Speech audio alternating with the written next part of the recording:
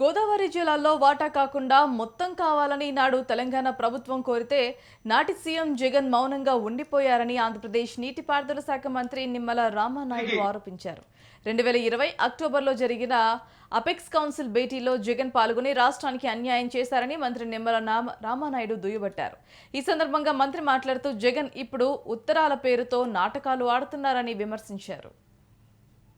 ప్రేమించి మనం ఖర్చు పెట్టి మనం తీసుకొస్తున్నటువంటి ఏదైతే గోదావరి జిల్లాలో 45 టీఎంసీలు ఏదైతే ఉన్నాయో ఆ 45 టీఎంసీల్లో వాటా కాదు మొత్తం 45 టీఎంసీలు మాకు తెలంగాణకి ఇవ్వండి ఏదైతే ఆ తెలంగాణ ముఖ్యమంత్రి అడిగితే కనీసం మాట మాత్రకైనా ఎందుకు అపోజ్ చేయలేదో ఈరోజు జగన్మోహన్ రెడ్డిని మళ్ళీ ప్రశ్నిస్తున్నాం అనే విషయాన్ని కూడా మరి ఈ సందర్భంగా మీ ద్వారా తెలియజేసుకుంటూ మరి ఈ రకంగా 2020 అక్టోబర్ నెలలో ఈ ఎపెక్స్ కౌన్సిల్ జరిగి అందులో కేసీఆర్ గారు తెలంగాణ ముఖ్యమంత్రిగా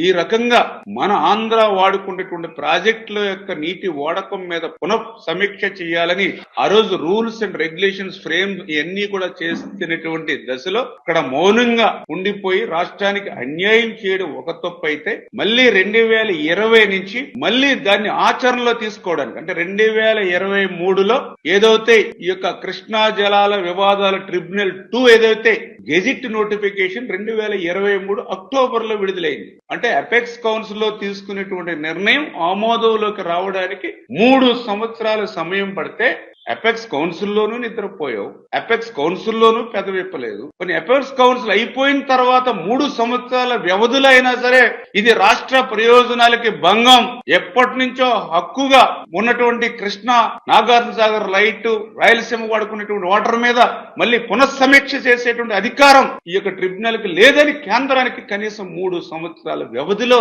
అభ్యంతరాలు కూడా ఎక్కడా మరి తెలియజేసినటువంటి పరిస్థితి.